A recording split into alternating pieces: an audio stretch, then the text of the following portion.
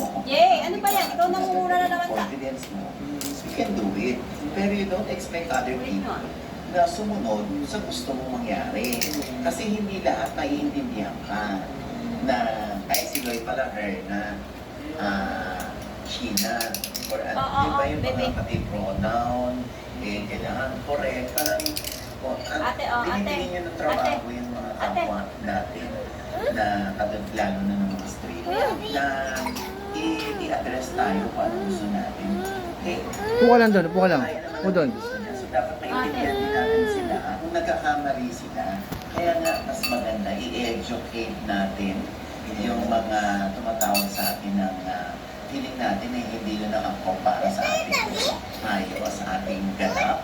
Di ba? Hindi yung tatalak ka, sisigaw ka, mamago ka, mag-iisa ka, at magsiga.